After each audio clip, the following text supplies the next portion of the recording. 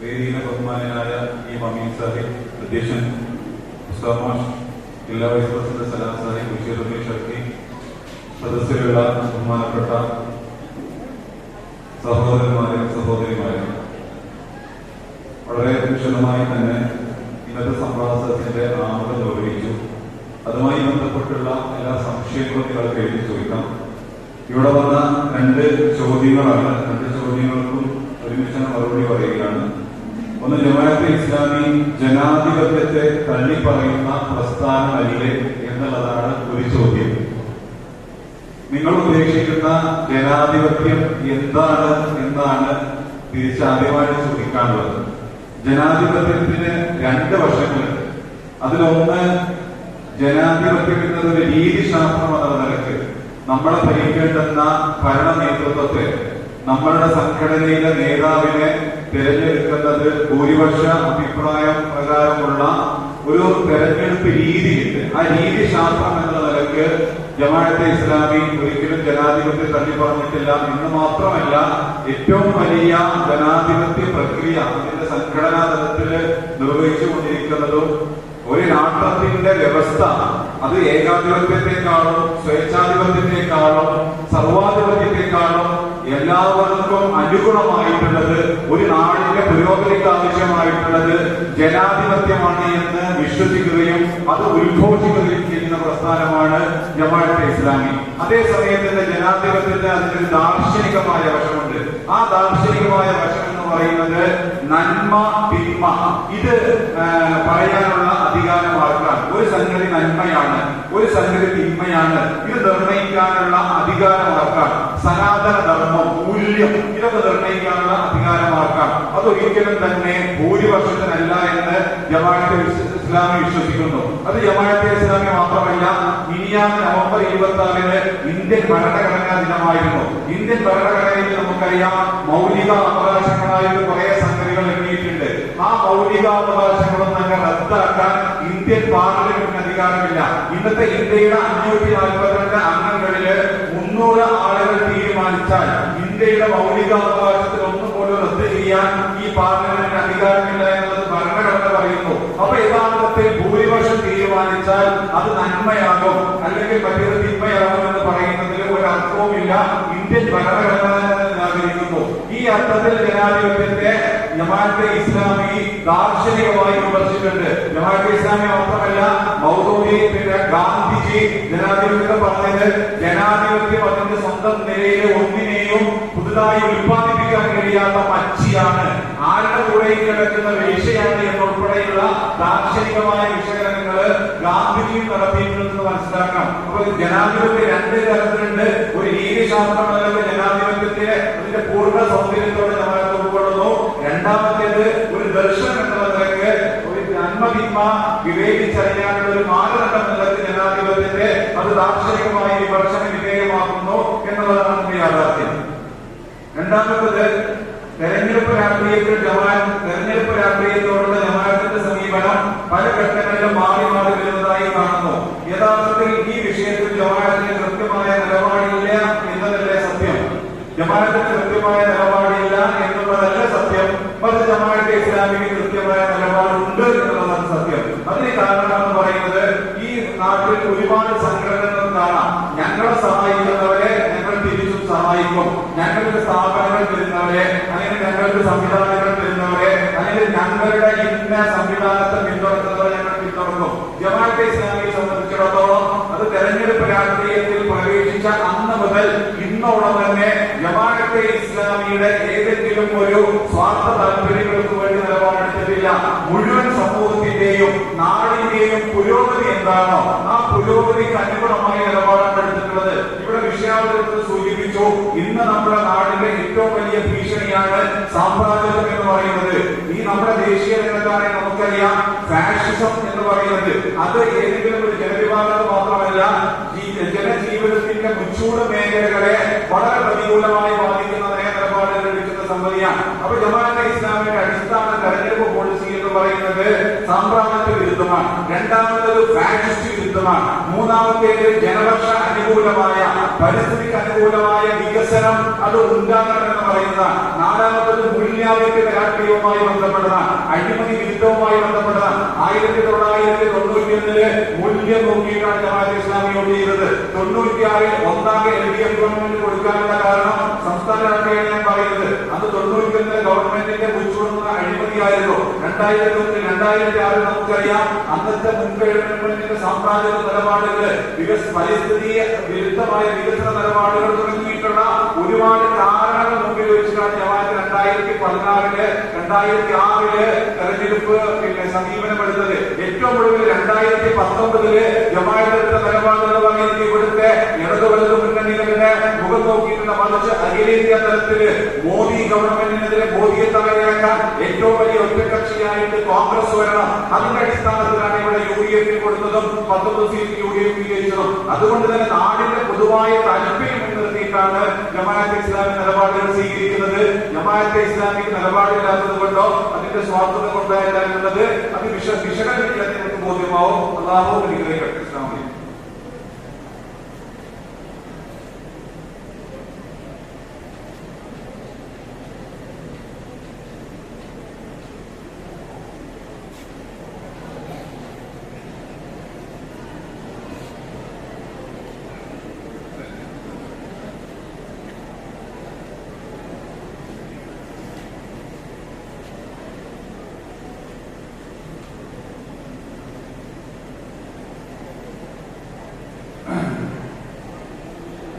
കർമ്മശാസ്ത്ര വിഷയങ്ങളിൽ അഴകുഴമ്പൻ സമീപനം സ്വീകരിക്കുന്നവരാണ് ജമാഅത്തെ ഇസ്ലാമി എന്ന് പൊതുവെ പറയപ്പെടാറുണ്ട്.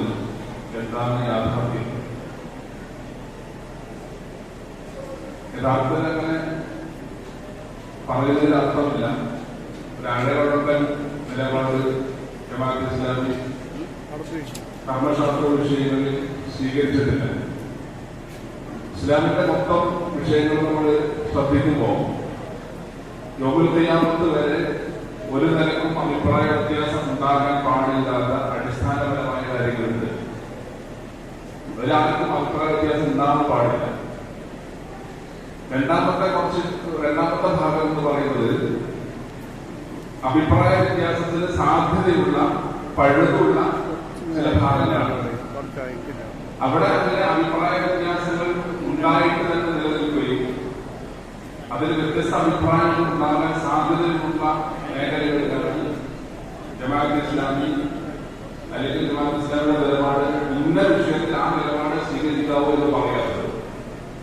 പ്രത്യേകിച്ച് ഒരു ഇസ്ലാമിക പ്രസ്ഥാനമാണ് ദീനിന്റെ സംസ്ഥാപനത്തിന് വേണ്ടി പരിശ്രമിച്ചുകൊണ്ടിരിക്കുമ്പോൾ സഹാബിമാർക്കും താബിഈങ്ങൾക്കും ഫുഖഹാക്കൾക്കും വ്യത്യസ്ത അഭിപ്രായങ്ങളുണ്ടായതിനെ ഇന്ന അഭിപ്രായമാണ് ശരി എന്ന് പറയുന്നത് ജമാഅത്തെ ഇസ്ലാമിൽ സ്വീകരിച്ചിട്ടില്ല. എന്ന് മാത്രമല്ല അതിൽ ഒരു വിശാലത ഫുഖഹാക്കൾ സ്വീകരിച്ച അതേ വിശാലത തന്നെയാണ് ജമാഅത്തെ ഇസ്ലാം സ്വീകരിക്കുന്നത്. മദ്ഹബുകൾ ഉണ്ടായത് തന്നെ അതുകൊണ്ടാണ്.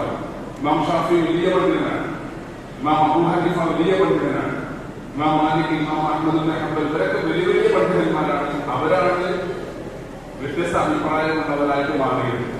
ഇറാഖിൽ ഇമാം ഷാഫി റഹ്മത്തുള്ളാഹി അലൈഹി പോയപ്പോൾ ഇമാം ഷാഫി റഹ്മത്തുള്ളാഹി അലൈഹിയുടെ അഭിപ്രായത്തിൽ സുബ്ഹിന് ഖുനൂത്ത്. പക്ഷേ ഇറാഖിൽ അബൂ ഹനീഫ റഹ്മത്തുള്ളാഹി അലൈഹിയുടെ ഖബർ ഉള്ള സ്ഥലത്ത് നമസ്കരിച്ചപ്പോ സുബ്ഹിന് ഖുനൂത്ത് നിർവഹിക്കാതിരുന്നപ്പോ ആളുകൾ ചോദിച്ചു, താങ്കൾ സുബ്ഹിന് ഖുനൂത്ത് നടത്തണം എന്ന് വാശി പിടിക്കുന്ന അങ്ങനെ അഭിപ്രായപ്പെട്ട പണ്ഡിതനാണല്ലോ, എന്നിട്ട് എന്തുകൊണ്ട് സുബ്ഹിന് ഖുനൂത്ത് നടത്തിയില്ല എന്ന് പറഞ്ഞപ്പോൾ അദ്ദേഹം പറഞ്ഞത് കൈഫ അഖൂമു ബിൽ ഖുനൂത്തി കൈഫ ഉഖാലിഫു അബാ ഹനീഫ എന്ന് പറഞ്ഞുകൊണ്ട് അദ്ദേഹത്തിന്റെ വാചകമുണ്ട്. എങ്ങനെയാണ് അബൂ ഹനീഫയോട് ഞാൻ വിയോജിക്കുക, അദ്ദേഹത്തിന്റെ ഖബറുകൂടെ ഉണ്ടായിരിക്കെ എന്ന് ഇമാം ഷാഫി റഹ്മത്തുള്ളാഹി അലൈഹി പറയുന്നുണ്ട്. അപ്പോ അഭിപ്രായ വ്യത്യാസത്തിന് സാധ്യതയുള്ള മേഖലയിൽ അതങ്ങനെ തന്നെ നിലപാടെടുക്കുക എന്നുള്ളതാണ് ഇസ്ലാമിക പ്രസ്ഥാനമായ ജമാഅത്തെ ഇസ്ലാമി സ്വീകരിച്ചിട്ടുള്ളത്. അത് അഴകുഴപ്പമല്ല, ഇസ്ലാമിന്റെ ഫ്ലെക്സിബിലിറ്റി ആണ് സൂചിപ്പിക്കുന്നത്, ഇലാസ്റ്റികതയാണ് സൂചിപ്പിക്കുന്നത്. അവിടെ അങ്ങനെ തന്നെ നിൽക്കണം. അത് എന്ന് മാത്രമാണ് എനിക്ക് പറയാനുള്ളത്.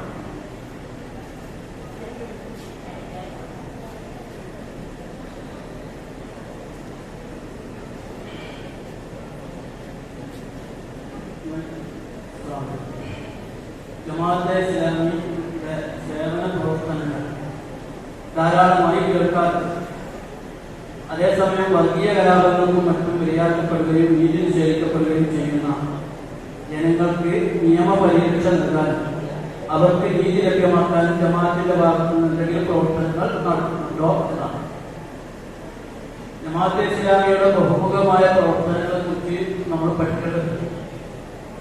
കേവലം ഒരു സംഘടന എന്നതിനേക്കാൾ അപ്പുറം ജീവിതത്തിന്റെ സമൂഹത്തിലെ എല്ലാ മേഖലയിലും ഇസ്ലാമിൻ്റെതായ ഒരു മുഖമുദ്ര ചാർത്താൻ ജമാഅത്തെ ഇസ്ലാമി ശ്രമിച്ചുകൊണ്ടിരിക്കുന്നത്.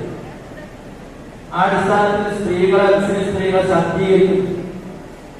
സ്ത്രീകളെ മാത്രമല്ല, കലാപങ്ങളിൽ ഇരയാക്കപ്പെടുന്ന ആളുകൾക്കുള്ള മോചനം, അതേപോലെ ദീർഘകാലമായി ഭരണകൂട തിന്മകളെ കൊണ്ട് സംഭവിച്ചു പോയ ഒരുപാട് പ്രയാസങ്ങൾ അനുഭവിക്കുന്ന ജനതകളുടെ വിമോചനം, ഇതൊക്കെ ജമാഅത്തിന്റെ പ്രവർത്തനങ്ങളിൽ. അപ്പൊ ജമാഅത്തിന് സ്വന്തമായി ജസ്റ്റിഷ്യ എന്നൊരു സംവിധാനമുണ്ട്. നമ്മുടെ വക്കീലന്മാരും ജഡ്ജിമാരും അതുപോലെ കോടതിയുമായി ബന്ധപ്പെട്ട ആളുകളുടെ പേരിൽ തന്നെ ജമാഅത്തിന്റെ കീഴിലുണ്ട്. നീതി നിഷേധിക്കപ്പെട്ടവർക്ക് വേണ്ടിയുള്ള സംവിധാനങ്ങൾ അതിൽ ചെയ്യുന്നുണ്ട്. ആശുപത്രി സംവിധാനമുണ്ട്, പല സംവിധാനങ്ങളുണ്ട്. അപ്പൊ ആ അടിസ്ഥാനത്തിൽ ഇതിന് വേണ്ട പ്രവർത്തനങ്ങളൊക്കെ ജമാഅത്തിന്റെ ഭാഗത്ത് നിന്ന് ശരിക്കും നടത്തുന്നുണ്ട്. ഒരുപാട് ആ വിഷയത്തിൽ കാര്യങ്ങൾ ചെയ്തുകൊണ്ടിരിക്കുന്നു ഉണ്ട് എന്ന് മനസ്സിലാക്കാം. കുറെ കൂടി ജമാഅത്തിന്റെ അടുത്ത ആ കാര്യം ബോധ്യപ്പെടും. മറ്റൊന്ന്, സ്ത്രീകളുടെയും പെൺകുട്ടികളെയും നിങ്ങൾ ധാരാളമായി പൊതുവേദിയിൽ എത്തിക്കുന്നുണ്ട്. ഇസ്ലാമികമായി തന്നെ ന്യായീകരിക്കാൻ സാധിക്കും എന്നാണ്. ഞാൻ നമ്മുടെ ഒരു പ്രശ്നമുണ്ട്. സ്ത്രീകളെ പൊതുവേദിയിൽ എത്തിച്ചില്ലെങ്കിൽ ബാക്കിയുള്ളതൊക്കെ കൂടി പറയും അതാണ് പ്രശ്നം. എവിടെയെങ്കിലും മാന്യമായിട്ട് സ്ത്രീകൾ എത്തിച്ചാലോ അത് പ്രശ്നം. ഇവിടെ നമ്മുടെ ആളുകൾക്കനുസരിച്ച് നിൽക്കുന്നതിൽ എന്താണോ ശരിക്കും ഇസ്ലാം പറയുന്നത് അതനുസരിച്ച് നിന്നാൽ മതി. നമ്മുടെ ഒരു കാരണം എന്താണെന്ന് പറഞ്ഞാൽ നബി സല്ലല്ലാഹു അലൈഹി വസല്ലം തിരുമേനിയുടെ കാലത്ത്, സഹാബത്തിന്റെ കാലത്തിലെയും കുടുംബാവാസികളുടെ കാലത്ത് അത് ഇസ്ലാമിക സ്ത്രീകൾ അനുഭവിച്ചിരുന്ന അത്രയും നമ്മുടെ ഇസ്ലാമിക പണ്ഡിതന്മാരും ഇവിടുത്തെ പുരോഹിതന്മാരും സംബന്ധിച്ചു കൊടുക്കുന്നില്ല എന്നതാണ് സത്യം. ഇപ്പൊ നമുക്കാർക്കും വിശ്വസിക്കാൻ യുദ്ധത്തിൽ ഉമ്മ മാറാവുന്ന സംഖ്യയാണ് സംരക്ഷിച്ചതാണ്. അവര് വാള് ചുഴറ്റി തിരുമേനിയെ സംരക്ഷിക്കുകയാണ്. ഒരു യുദ്ധത്തിൽ ഒരു സ്ത്രീ വന്ന് പുരുഷന്മാരെ പോലെ യുദ്ധം ചെയ്യുന്നു. ഞാൻ അബദ്ധത്തിൽ സംഭവിച്ചാണ് അങ്ങനെയല്ല. ഹുസൈൻ കർത്താവിനെ വഹിക്കാൻ വേണ്ടി മുന്നിൽ നിന്നത് ഉമ്മമാരെയാണ്. അതായത് നമ്മള് PT ഉഷ ഓടിയപ്പോ പറഞ്ഞിരുന്നല്ലോ, ഒരു സെക്കൻഡിന്റെ ശതമാനത്തിൽ തോറ്റുന്ന പോലെ ഒരു സെക്കൻഡിന്റെ ഒരു ചെറിയ വ്യത്യാസത്തിനാണ് ഹുസൈൻ കർത്താവിനെ കൊല്ലാനുള്ള അവസരം ഉമ്മമാർക്ക് നഷ്ടപ്പെടുന്നു. അപ്പോഴേക്കും പക്ഷിയുടെ ചാക്കുളി ഹുസൈൻ കർത്താവിന്റെ ശരീരത്തിൽ പതിച്ചു എന്നുള്ളതാണ്. കാരണം കോട്ട ചാടിക്കടന്ന് ഹുസൈൻ കർത്താവിനെ വഹിക്കാൻ യുദ്ധ നേതൃത്വം നൽകിയവരിൽ ഉമ്മമാറായിരുന്നു.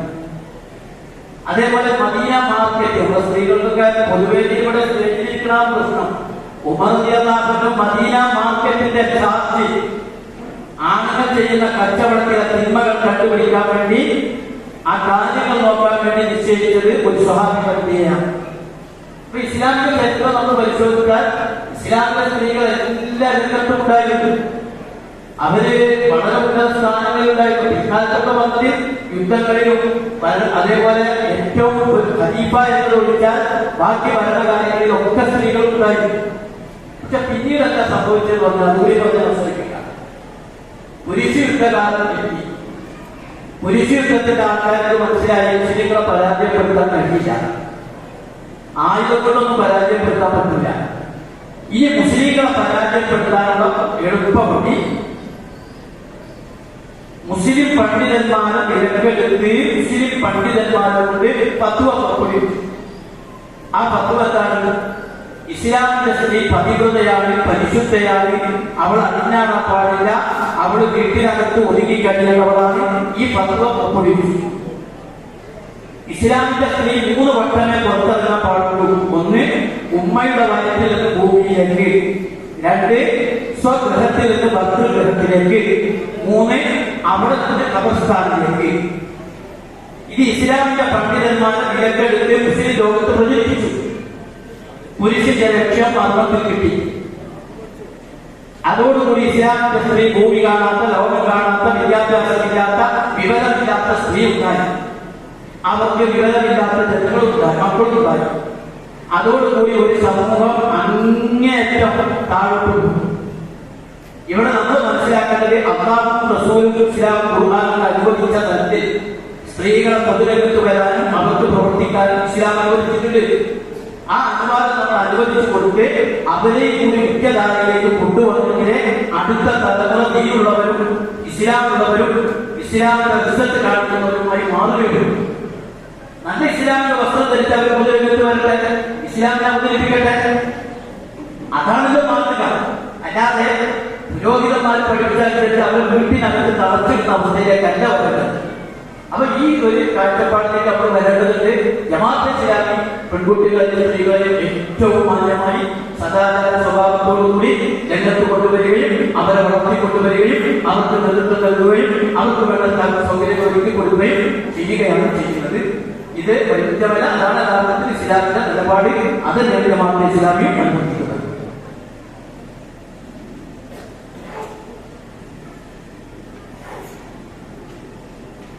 വേദിയിൽ സംസാരിക്കുന്ന പണ്ഡിതന്മാരെ, നേതാക്കന്മാരെ, രക്ഷിതാക്കളെ, സഹോദരി സഹോദരന്മാരെ, അസ്സലാമു അലൈക്കും വറഹ്മത്തുള്ളാഹി.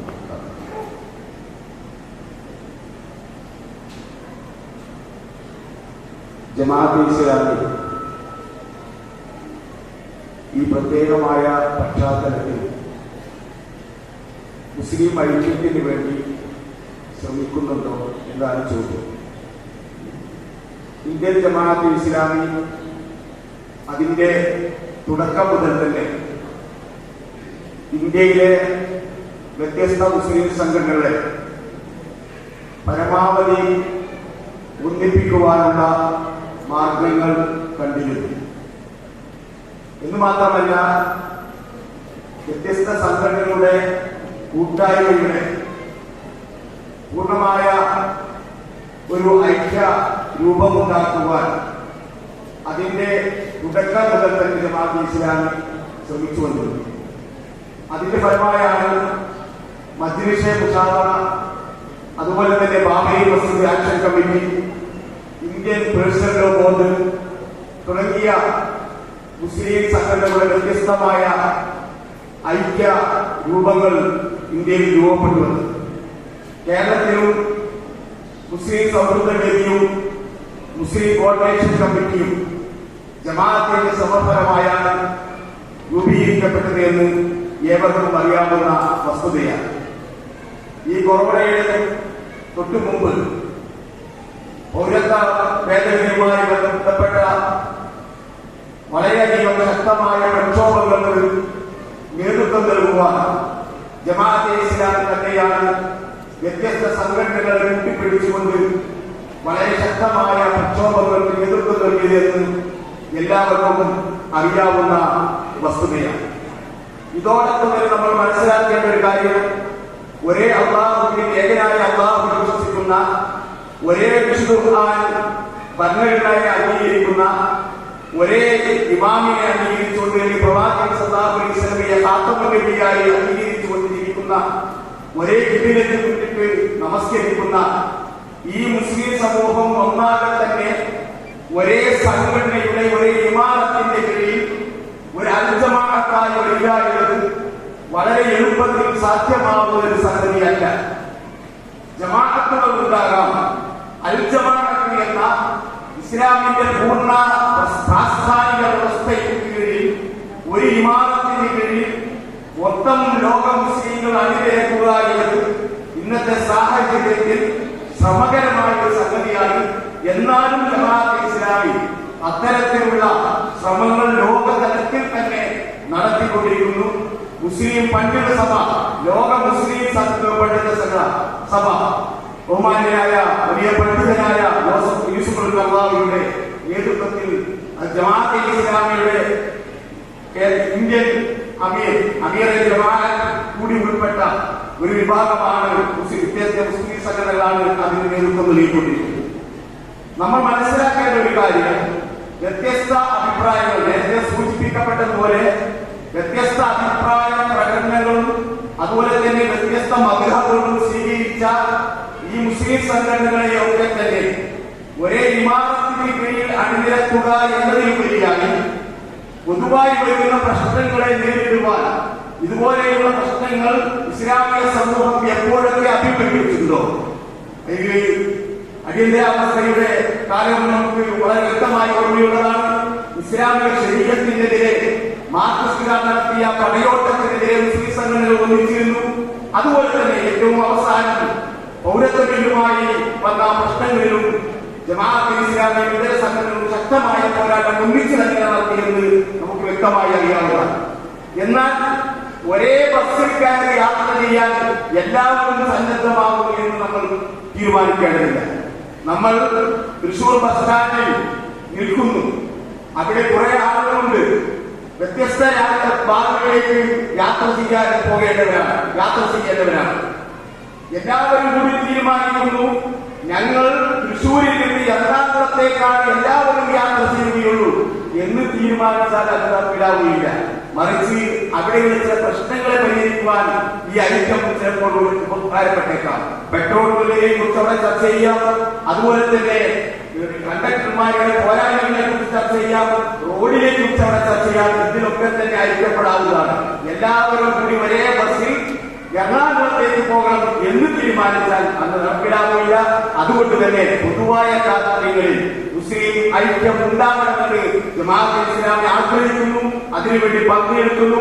അതിന്റെ നല്ല ഫലങ്ങൾ നമുക്ക് അനുഭവിക്കുവാൻ കഴിയുന്നു. ഇപ്പോൾ ഈ ക്യാമ്പയിൻ തന്നെ പ്രസിഡന്റ് ഉദ്ഘാടനം കുട്ടിനെത്താൻ ആ സ്റ്റേജിൽ ആ പ്രദേശത്തെ എല്ലാ പണ്ഡിതന്മാരും മഹല്ല് ഭാരവാഹികളും സ്റ്റേജിലും അതുപോലെ സദസ്യരുമായി ഉണ്ടായിരുന്നു. ഇത് മറ്റൊരു സംഘടനക്കും കഴിയാത്തത്ര വികസിപ്പിക്കുവാൻ ജമാഅത്തെ ഇസ്ലാമിക്ക് കഴിഞ്ഞിട്ടുണ്ട്. ഇത്തരത്തിലുള്ള ഒരു ഐക്യശ്രമമാണ് ജമാഅത്തെ ഇസ്ലാമി നടത്തിക്കൊണ്ടിരിക്കുന്നത്.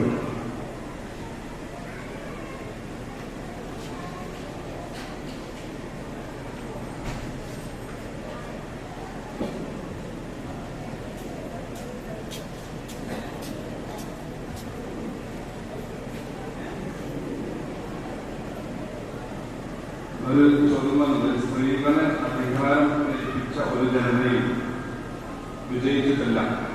ഇത് വാട്സപ്പ് ഗ്രൂപ്പിൽ നിന്നും ഷെയറായി കിട്ടിയ ഒരു മെസ്സേജാണ്. ഇത് വ്യാജമായ ഒന്നല്ലേ? ഇത് ഒരു ഹദീസിന്റെ അടിസ്ഥാനത്തിൽ തന്നെ പറഞ്ഞ ഒരു വിഷയമാണ്. റസൂൽ സല്ലല്ലാഹു അലൈഹി വസല്ലം പേർഷ്യയിലെ അധികാരി ഒരു സ്ത്രീയായിരുന്നു. ആ സ്ത്രീയെ നോക്കിയിട്ട് ആ സ്ത്രീയെ കുറിച്ച് പറഞ്ഞ ഹദീസിൽ ലൈ യുഫ്ലിഹ ഖൗമുൻ വല്ലൗ അംറഹും ഇംറഅതൻ, ഒരു സ്ത്രീയെ അവരുടെ കാര്യങ്ങൾ ഏൽപ്പിച്ച ജനത വിജയിക്കുകയില്ല എന്നർത്ഥം വരുന്ന ഒരു ഹദീസിന്റെ അടിസ്ഥാനത്തിലാണ് ഈ ചോദ്യം വന്നിട്ടുള്ളത്. നമ്മൾ മനസ്സിലാക്കേണ്ട ഒരു കാര്യം, സ്ത്രീകളെ അധികാരം ഏൽപ്പിച്ചു കഴിഞ്ഞാൽ മൊത്തത്തിൽ അതൊരു പ്രശ്നമാണ് എന്ന അർത്ഥത്തിൽ പ്രവാചകൻ സല്ലല്ലാഹു അലൈഹി വസല്ലം എന്തായാലും ഉദ്ദേശിക്കുകയില്ല. കാരണം ഇത് പേർഷ്യയിലെ ഒരു പ്രത്യേക പശ്ചാത്തലത്തിൽ പറഞ്ഞതാണ് എന്ന് ഇമാം ബബരി, ഇമാം മാലിക് പോലെയുള്ള പണ്ഡിതന്മാർ പറഞ്ഞിട്ടുണ്ട്. കാരണം അവിടുത്തെ പ്രത്യേക പശ്ചാത്തലം, അവിടുത്തെ ആളുകൾ ശൈലി എന്ന് പറയില്ലേ, എല്ലാ കാര്യവും അതിന് പുരുഷനാകണം തന്നെ. കുറെ ആളുകൾ പണി ചെയ്യാതെ സാധാരണ ചില വർത്തമാനങ്ങൾ ഉണ്ടാകുമല്ലോ, എല്ലാ കാര്യവും ആളുകളെ ഏൽപ്പിക്കുന്ന സ്വഭാവം ജനതയ്ക്ക് ഉണ്ടാകുമോ, ആളുകൾക്ക് ഉണ്ടാകുമോ അങ്ങനെ പറയാറുണ്ട്. എല്ലാ കാര്യവും പോലെ ഏൽപ്പിക്കുന്ന ആൾക്കാർ എന്ന് പറയാറുണ്ട്. അതേപോലെ ഈ പുരുഷ വിഭാഗത്തെ നമ്മുടെ ജനതയെ മൊത്തം ഒരു നെഗറ്റീവ് അർത്ഥത്തിൽ സൂചിപ്പിച്ചുകൊണ്ട് ഇവരെല്ലാവരും ഈ കൂടി ഈ സ്ത്രീ എന്നാണ് ഏൽപ്പിക്കുന്നത് എന്ന അർത്ഥത്തിലാണ് പറഞ്ഞത് എന്നൊരു അഭിപ്രായം അതിലുണ്ട്. രണ്ടാമത്തത് മനസ്സിലാക്കേണ്ട കാര്യം, നമ്മൾ ഖുർആൻ വായിക്കുമ്പോൾ ബൽക്കിസ്ഥാനിലെ ഒരു വലിയ രാജ്യത്തെ ഭരിച്ചിരുന്നതാണ്. എന്ന് മാത്രമല്ല, ഇസ്ലാം സ്വീകരിച്ചതിന് ശേഷം സുലൈമാൻ നബി അലൈഹി സ്വലാത്തു വസ്സലാം അതേ രാജ്യത്തെ ആ ബൽക്കിസ്ഥാനിനെ ഏൽപ്പിച്ചിട്ടാണ് പോയത് എന്നുള്ളതാണ് ചരിത്രം. അപ്പൊ നമുക്ക് ഒരു സ്ത്രീ ഒരു അധികാരം ഏറ്റെടുത്ത് കഴിഞ്ഞാൽ പ്രശ്നം സംഭവിക്കും എന്നൊന്നും ഈ ഹദീസിന്റെ അടിസ്ഥാനത്തിൽ വ്യാഖ്യാനിക്കാൻ കഴിയില്ല. കാരണം ഒരു പ്രത്യേക പശ്ചാത്തലത്തിൽ പറഞ്ഞ ഒരു ഹദീസാണ്. ഹദീസിൽ എവിടെയും സ്ത്രീകൾ അധികാരം ഏറ്റെടുക്കരുത്, സ്ത്രീകൾ അധികാരം ഏൽപ്പിക്കരുത് എന്ന് വളരെ വ്യക്തമാക്കി പറയുന്നത് സൂചിപ്പിക്കുന്ന ഒരു ഹദീസുകൾ നമുക്ക് കാണാൻ കഴിയില്ല. അങ്ങനെ ഏൽപ്പിക്കരുത് എന്ന് പറയും. അപ്പൊ നമ്മുടെ പ്രമാണത്തിന്റെ അടിസ്ഥാനം എന്ന് പറഞ്ഞാൽ അൽ അസ്ലുഫിൽ അഷ്യാരി അൽ ഇബാഹാണ്. നമ്മുടെ സാധാരണഗതിയിൽ ആരാധനാപരമല്ലാത്ത കാര്യങ്ങളിൽ അതിന്റെ അടിസ്ഥാനം ഫിഖ്ഹിൽ, ഉസൂൽ ഫിഖ്ഹ് എന്ന് പറഞ്ഞാൽ ഫിഖ്ഹിന്റെ അടിസ്ഥാന വിധാനശാസ്ത്രത്തിൽ പറയുന്നത് കാര്യങ്ങളുടെ അടിസ്ഥാനം അനുവദിക്കപ്പെട്ടു എന്നുള്ളതാണ്. പാടില്ല എന്ന് പറയുന്ന ഖണ്ഡിതമായിട്ടൊരു തെളിവില്ല, ഉണ്ടെങ്കിൽ മാത്രമേ അത് വിലക്കാൻ പറ്റുകയുള്ളൂ. അൽ ബറാഅത്തുൽ അസ്ലിയ എന്നൊക്കെ പറഞ്ഞുകൊണ്ട് ഫിഖ്ഹിൽ പറയും. അപ്പൊ ഇവിടെ ഒരു സാമൂഹികമായിട്ടുള്ള കാര്യത്തിൽ റസൂൽ സല്ലല്ലാഹു അലൈഹി വസല്ലമയുടെയോ ഖുർആനിന്റെയോ ഖണ്ഡിതമായ ഒരു തെളിവില്ലാത്തിടത്തോളം കാലം നമുക്ക് സ്ത്രീകൾക്ക് അധികാരം ഏൽപ്പിക്കാൻ പാടില്ല എന്ന് പറയാൻ കഴിയില്ല എന്നുള്ളതാണ് ഇതുമായി ബന്ധപ്പെട്ട് പറയുന്നത്. പ്രത്യേക പശ്ചാത്തലത്തിലുള്ളതാണ്. അങ്ങനെ അത് മനസ്സിലാക്കാവൂ.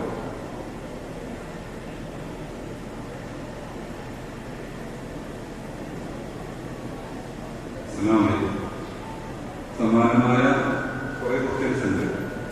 താലിബാന്റെ ഇന്ത്യൻ പതിപ്പാണ് ജമാഅത്തെ ഇസ്ലാമി എന്ന ആശയം സോഷ്യൽ മീഡിയയിൽ സാധാരണ കാണാറുണ്ട്. എന്താണ് പ്രതികരണം?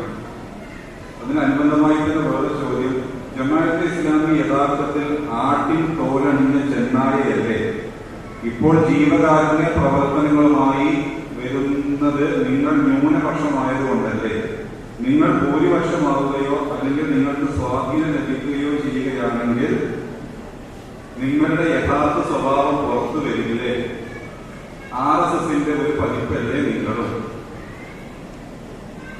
സ്വതന്ത്ര അഫ്ഗാൻ ഹെഡ്ലൈൻ ഓഫ് മാധ്യമം പരോക്ഷമായി താലിബാനെ സപ്പോർട്ട് ചെയ്യുന്നതല്ലേ എന്നുള്ളതൊക്കെയാണ് ഇതുമായി ബന്ധപ്പെട്ട താലിബാൻ, ജമാഅത്തെ ഇസ്ലാമിയുടെ പ്രച്ഛന്നത എന്നിവയുമായി ബന്ധപ്പെട്ട ഉന്നയിക്കുന്ന ചോദ്യങ്ങൾ.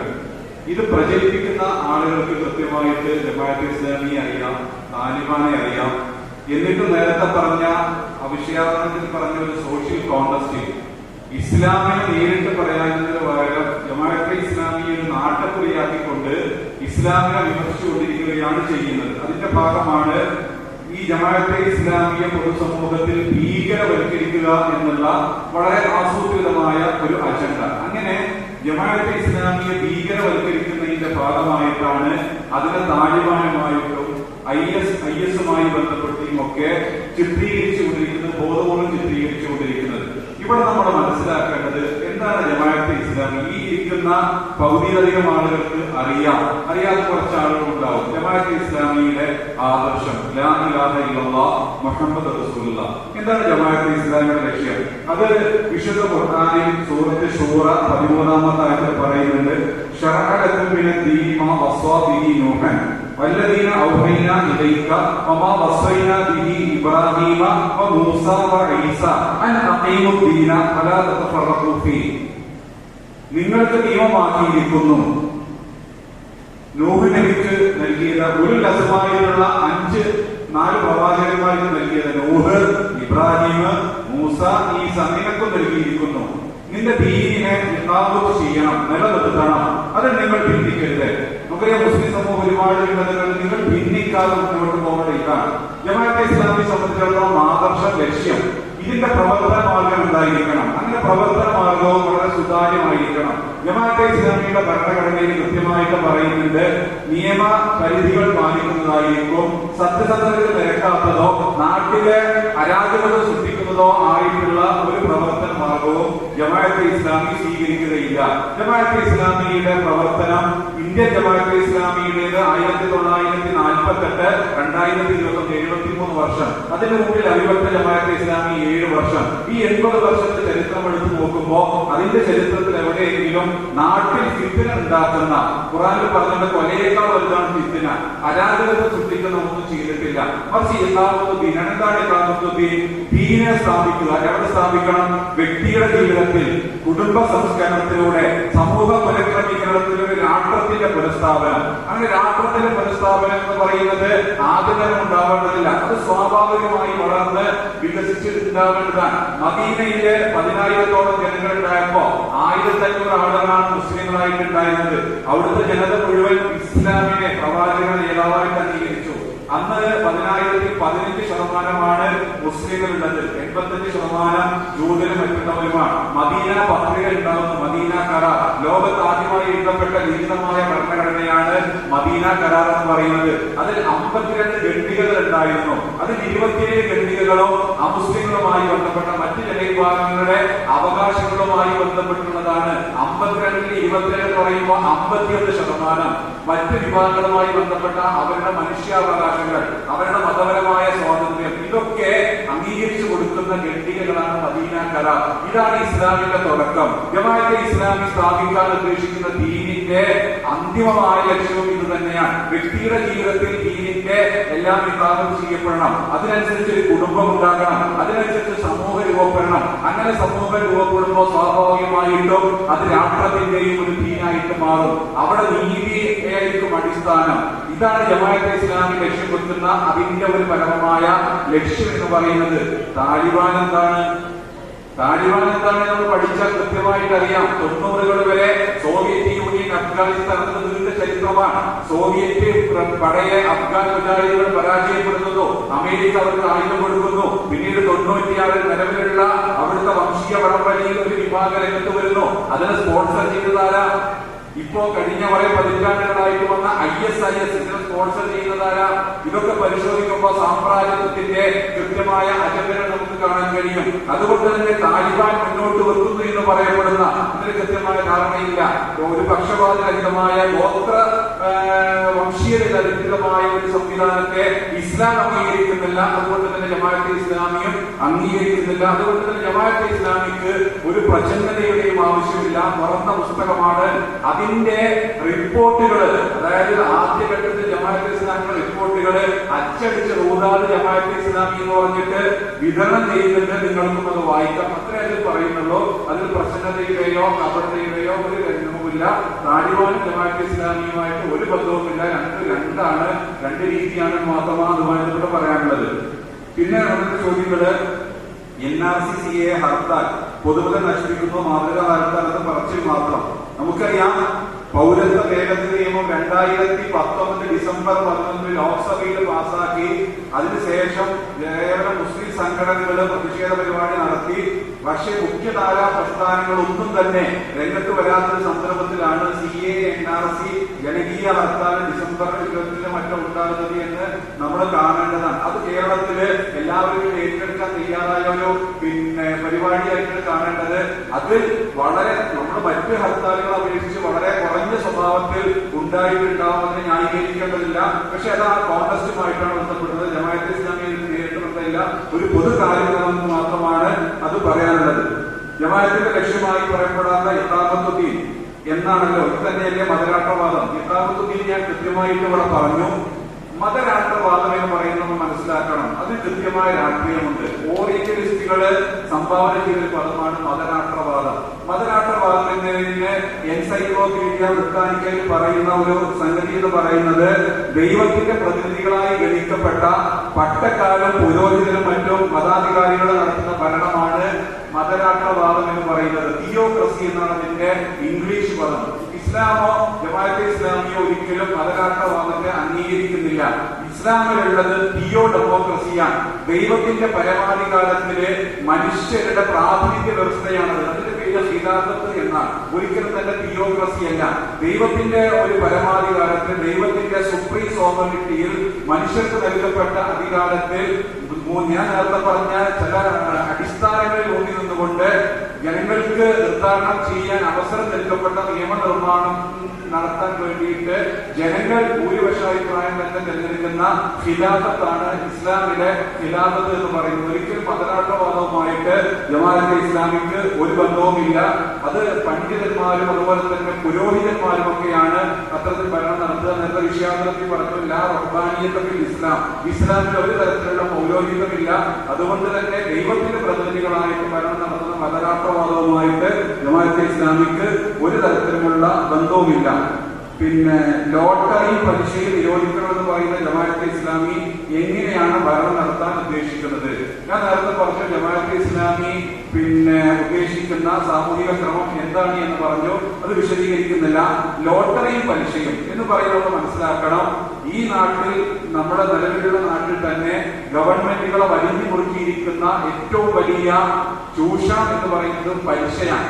MP നാരായണപിള്ള കേരളത്തിൽ അറിയപ്പെടുന്ന എഴുത്തുകാരനായിരുന്നു. അദ്ദേഹം പറയുന്നുണ്ടായി, ഇന്ത്യയും കേരളവും രക്ഷപ്പെടണമെങ്കിൽ ഇന്ത്യയുടെ സാമ്പത്തികാവസ്ഥ പൊന്നാനിയിൽ പോയിട്ട് തൊട്ടിയിടണം.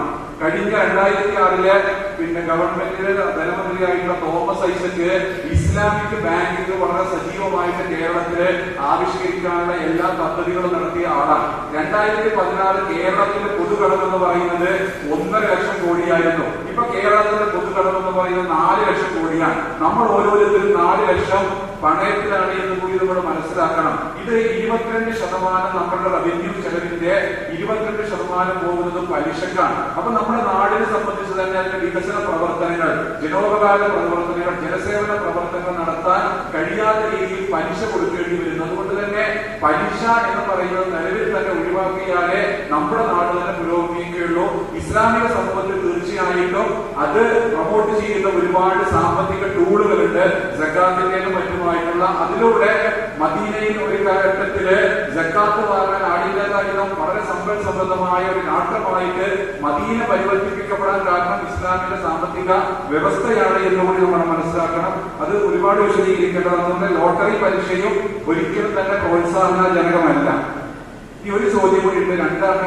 ഒന്ന്, ഇസ്ലാമിക മുസ്ലിങ്ങൾക്കുമെതിരെ വ്യാപകമായ ആക്രമണങ്ങൾ നടക്കുന്ന ഈ കാലത്ത് മുസ്ലിം സംഘടനകൾക്കിടയിൽ യോജിച്ച നീക്കങ്ങൾ ഉണ്ടാവേണ്ടതല്ലേ? ഇത്തരത്തിലുള്ള എന്തെങ്കിലും ശ്രമങ്ങൾ ജമാഅത്തിന്റെ ഭാഗത്തുനിന്നും ഉണ്ടാവുന്നുണ്ടോ? നാം ഇപ്പോൾ നേരിടുന്ന ഏറ്റവും വലിയ പ്രശ്നം സംഘപരിവാർ ഫാഷിസമാണ്. ഇതിനെ പ്രതിരോധിക്കാൻ ജമാഅത്തെ ഇസ്ലാമി കാണുന്ന മാർഗം എന്താണ്? ഫാഷിസം നേരിടാൻ ജമാഅത്തെ ഇസ്ലാമി 10 പരിപാടി ആവിഷ്കരിച്ചിട്ടുണ്ട്. ജമാഅത്തെ ഇസ്ലാമിയുടെ പോളിസി പ്രോഗ്രാമിൽ ആ പരിപാടികൾ വന്നിട്ടുണ്ട്. ഒന്ന്, ഇസ്ലാമിക പ്രബോധനമാണ്. ഫറോവ മൂസാ നബി അലൈഹി ഇസ്ലാമിയുടെ കാലഘട്ടത്തിൽ നിർവഹിച്ച ജനങ്ങൾ അടിച്ചമർത്തപ്പെട്ട ഇസ്രായേൽ ജനത അവരെ വിമോചനത്തിന് വേണ്ടി ഒന്നാമതായിട്ട് അള്ളാഹു പറയുന്നത്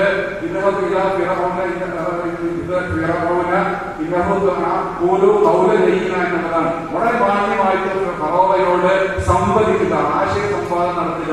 അപ്പൊ ഇസ്ലാമിക പ്രബോധനമാണ് ഇതിന്റെ ഒന്നാമത്തെ സംഗതി. ജമാഅത്തിന്റെ പരിപാടിയിൽ അതുണ്ട്. ഇസ്ലാമിന്റെ ശരിയായിട്ടുള്ള പ്രതിനിധാനം, ഇസ്ലാമിക സമൂഹത്തെ ഒരു സംസ്കരണം കൊടുത്തുകൊണ്ട് ഒരു ഉമ്മത്തിൽ വസ്തുതായിട്ട് മാറ്റിയെടുക്കുക, ഒരു മധ്യമ സമൂഹമാക്കി ഈ ദൈവത്തെ നിർവഹിക്കാൻ അവരെ പ്രാപ്തമാക്കുക.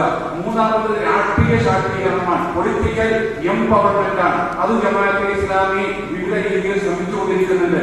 4, ഏറ്റവും വലിയ ജനാധിപത്യത്തിന് ആയുധമാണ് വോട്ട് എന്നുള്ളത്.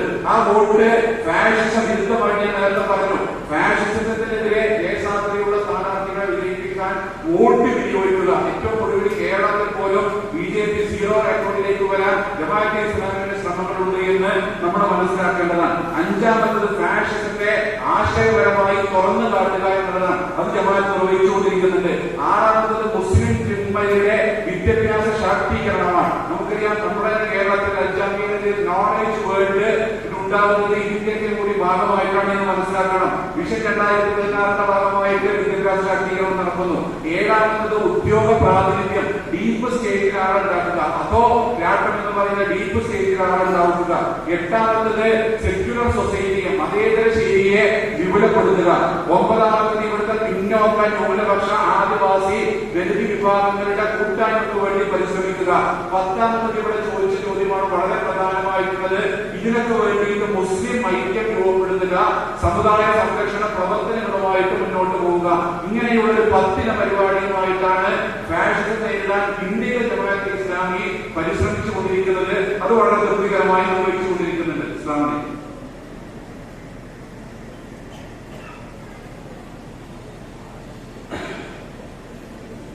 നമുക്ക് ഖുർആൻ മാത്രം പോലെ എന്തിനാണ് ഹദീസ്? ഖുർആൻ സമ്പൂർണ്ണമല്ലേ? അതുപോലെ പുതിയ ലോകമാണ് ഇതിന്റെ ഇടയിൽ അങ്ങനെയും ഒരു സംഗതി ഇറക്കിക്കൊണ്ടുള്ള ഇസ്ലാമിനുള്ള നീക്കം നടത്തുന്നത് ഹദീസ് വിഷയം. എന്നിട്ട് ഖുർആനെ തന്നെ അംഗീകരിക്കാത്ത ആളുകളാണ് പലപ്പോഴും ഈ ഹദീസിനെയും കൊണ്ട് നടത്തുന്നത്. അത് ഹദീസ് വിഷയം കൊണ്ട് നടക്കുന്നത്. യഥാർത്ഥത്തില് പ്രവാചക ചര്യയും ഹദീസിനെയും നിഷേധിക്കുക എന്ന് പറഞ്ഞാൽ ഖുർആനെ നിഷേധിക്കലാണ്. ചില ആളുകൾ ധരിച്ചിരിക്കുന്നത് ഹദീസിൽ പറയുന്ന കാര്യങ്ങളൊക്കെ സല്ലല്ലാഹു അലൈഹി വസല്ലം തിരുമേനി സ്വന്തം ഉണ്ടാക്കിയതാണെന്നാണ്. അല്ല, ഹദീസും ഒരർത്ഥത്തിൽ അള്ളാഹുവിന്റെ വഹിയാണ്. അള്ളാഹുവിന്റെ നിയമങ്ങൾ തന്നെയാണ് ഹദീസിലും പഠിപ്പിക്കുന്നത്.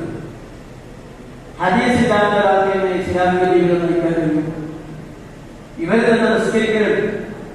നമസ്കാരത്തിൽ പാഠ്യോദനം, ഒറ്റോദനം, റുക്കൂ ചെയ്യണം, സുജൂദ് ചെയ്യണം. നമസ്കാരത്തിന്റെ രീതി വിശുദ്ധ ഖുർആൻ സ്വീകരിച്ചിട്ടില്ല. അത് ഹദീസുകളിൽ നിന്നാണ് എടുക്കുന്നത്. അപ്പൊ പ്രവാചക ജീവിതത്തിന്റെ ചില മാതൃകകളെ ബോധപൂർവ്വം ഒഴിവാക്കാനും ഇസ്ലാമിനെ വളരെ പരിമിതപ്പെടുത്താനും വേണ്ടിയുള്ള ആസൂത്രണ ശ്രമത്തിന്റെ ഭാഗമാണ് ഹദീസ് നിഷേധം. ഹദീസ് നിഷേധം എന്ന് പറഞ്ഞാൽ പ്രവാചക നിഷേധമാണ്.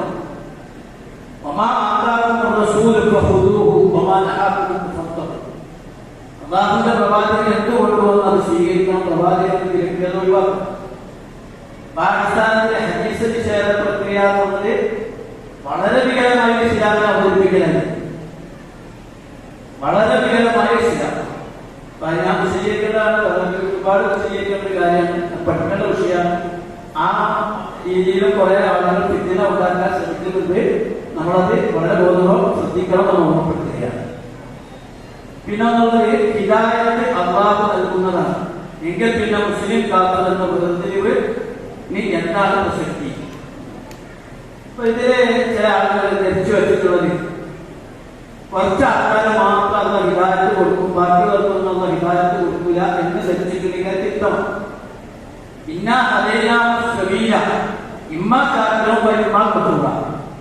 അള്ളാഹുവിനെ നമുക്കൊക്കെ സന്മാർഗത്തിന്റെ വഴി കാണിച്ചത് ഒന്നുകിൽ അള്ളാഹുവിനെ അംഗീകരിക്കുക, നന്ദി കാണിക്കുക, നിഷേധിക്കുക. സത്യത്തിന്റെ വഴി തിരഞ്ഞെടുക്കുന്നതും ആ വഴി നിഷേധിക്കുന്നതും നമ്മൾ തന്നെ. ഒരാൾക്ക് അള്ളാഹുവിനെ അംഗീകരിക്കാനും അംഗീകരിക്കാതിരിക്കാനുള്ള സ്വാതന്ത്ര്യം നഷ്ടപ്പെട്ടിട്ടില്ല, ഒരിക്കലും നഷ്ടപ്പെട്ടിട്ടില്ല.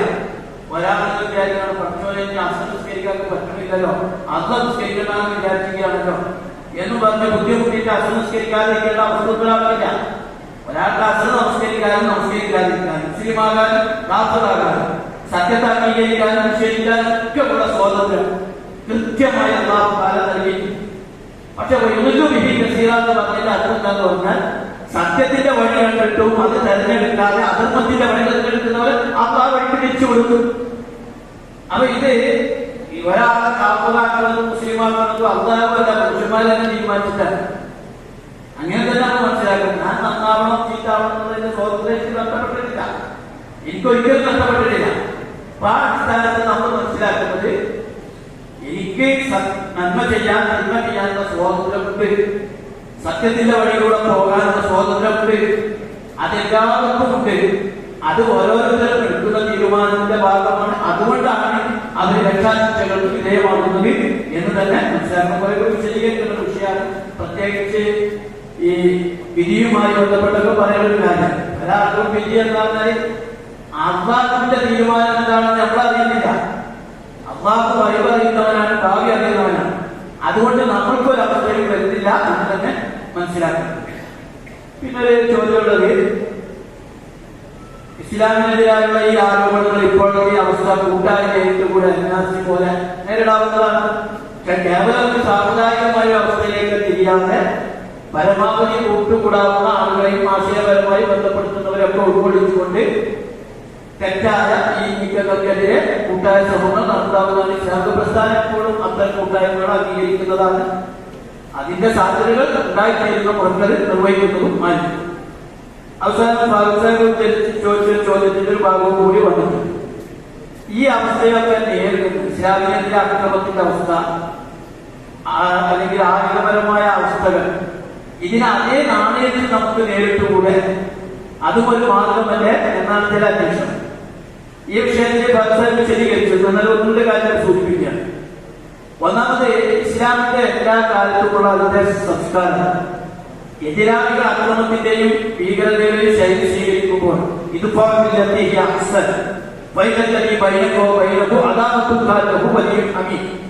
തിന്മകളെ നന്മകൊണ്ട് പ്രതിരോധിച്ച് കഠിന ശത്രുവിനെ ആത്മമിത്രമാക്കി മാറ്റുന്ന ഒരു മെക്കാനിസമാണ് ഇസ്ലാമിന്റെ. പ്രവാചകന്റെ മുഴുവൻ പരിശോധിച്ചാൽ നമുക്ക് അങ്ങനെ കാണാൻ കഴിയും. ഇപ്പൊ നമ്മൾ തന്നെ ഇപ്പൊ ഈ ലോകത്തിന്റെ ചില ഉദാഹരണങ്ങൾ എടുത്ത് മനസ്സിലാക്കി നോക്കിയേ. ഞാൻ പറഞ്ഞ അമേരിക്കയും സാമ്രാജ്യത്വവും അല്ലെങ്കിൽ ഇവിടുത്തെ കോളനി ശക്തികളൊക്കെ ഇട്ട ഏറ്റവും വലിയ ആറ്റം ബോംബിനേക്കാൾ വലിയ ആറ്റം ബോംബ് മുസ്ലിങ്ങൾ കിട്ടും. ആ ബോംബ് എന്താന്ന് ചോദിച്ചാല്, ഞാൻ ഒരു ഉദാഹരണം പറയാം.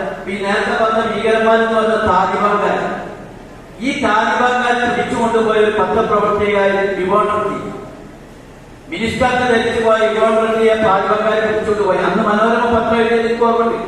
ഇതാ ഇപ്പൊ വരും പീസാക്കി പെട്ടിയിലാക്കിയിട്ട് ഇവോണ്ടിനെ പീസാക്കിയ താലിബാൻകാരുടെ ഭീകരന്മാരുടെ പീസാക്കിയ പെട്ടിയിലാക്കി വരും എന്ന് കാത്തിരുന്നപ്പോ അതാ വരുമ്പോ ഇവോണ്ടി മിനിസ്റ്റർക്ക് ധരിച്ചു പോയ ഇവോണ്ടി പർദ്ദ ധരിച്ച് ലോകത്തുടനീളം നടന്ന് ഇസ്ലാമിക പ്രബോധനം നിർവഹിക്കുന്ന ഒരു ഇസ്ലാമിക പ്രവർത്തകയായി തിരിച്ചു വരുമ്പോൾ ഞാൻ പറയുന്നു, സാമ്രാജ്യത്വത്തിന്റെയും ഇസ്ലാമിക വിരുദ്ധരുടെയും തലമുണ്ടക്കേറ്റ പ്രഹരമായിരുന്നു അത്.